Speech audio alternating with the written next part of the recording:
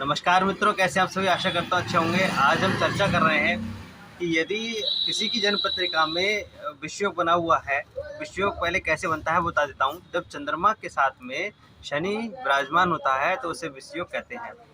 राहु के साथ में विराजमान होने से चंद्र ग्रहण दोष बनता है, विषयोग नहीं। इसलिए हम आज जो चर्चा कर रहे हैं वो विषयोग की कर रहे हैं, जिसमें राहु के चंद्रमा के साथ में शनि बैठा हो तो उसे विषयोग कहा जाता है। अब हम समझेंगे इसके दुष्परिणाम क्या होते हैं। यदि आपकी जन्म पत्रिका में या आपके जान पहचान के जो भी आपके सामने व्यक्ति आता है उसकी पत्रिका में योग है तो उसके लक्षण इस प्रकार से होंगे कि वो हमेशा मन अशांत रहता होगा, मन में हर प्रकार से व्याधि बनी रहती होगी, मन में कितना भी सुख होने के बावजूद भी शारीरिक सुख नहीं मिल पाता होगा, मन में क्लेश रहता होगा, दूसरों के साथ उसकी कभी नहीं बनती होगी, दूसरा धोखा देकर उसे भाग जाता होगा, चंद्रमा संबंध यानी कैल्शियम की उसके अंदर कमी होगी और पानी की हमेशा होठ सूखे रहते होंगे। अगर ऐसा जन्म पत्रिका में बन रहा है तो समझ लीजिए आपके साथ विषयोग का प्रभाव दिख रहा है। यदि ये प्रभाव दिख रहा है तो कहीं ना कहीं आपकी कुंडली में विषयोग हो सकता है। अगर ऐसा है तो आपको चाहिए कि विषयोग का निवारण किया जाए। विषयोग के निवारण के लिए कुछ उपाय मैं आपको बता देता हूँ। सबसे पहला, यदि आपकी जन्म पत्रिका में ये योग बन रहा है तो सबसे पहले यदि लग्न इसका ठीक है, आपका शरीर का स्वामी सही है, चंद्रमा से मित्रता रखता है, तो आपको मोती धारण करना चाहिए किसी अच्छे ज्योतिषी की सलाह से।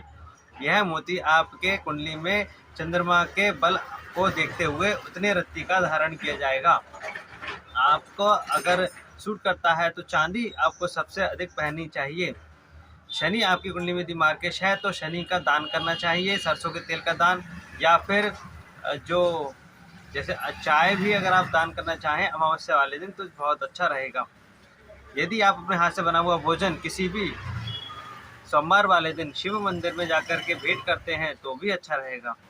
शिवलिंग पर दूध चढ़ाना, जल चढ़ाना, बेलपत्र चढ़ाना, ये सभी इस विषयोग को नष्ट करने के महाप्रयोग हैं। यदि आप रुद्राक्ष धारण करना चाहें तो 2 मुखी और 8 मुखी रुद्राक्ष, 7 मुखी रुद्राक्ष, ये 2 मुखी, 7 मुखी, 8 मुखी रुद्राक्ष चाहें तो तीनों एक साथ धारण किए जा सकते हैं या एक एक रुद्राक्ष धारण किया भी जा सकता है। इसको गले में लाल रंग के धागे में सोमवार वाले दिन शिव जी के मंदिर में जाकर शिव जी को स्पर्श करा करके धारण करना है। हिरनी की जड़ भी आप धारण कर सकते हैं। माता के चरण छूकर सुबह को घर से बाहर निकलना, दही खाकर घर से बाहर निकलना, ये सर्वोत्तम उपाय रहेंगे। अपने साथ एक पानी की बोतल जरूर रखें जिससे कि आपको लाभ मिल सके। आपको चाहिए कि आप अपने पत्नी के साथ अच्छा व्यवहार रखें, उस पर आप किसी भी प्रकार का कष्ट ना पहुंचाएं।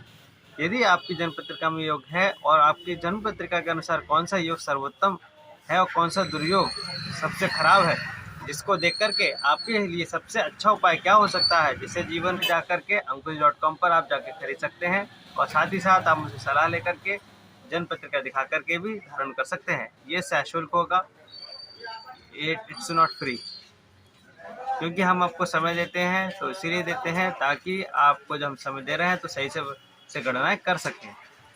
धन्यवाद।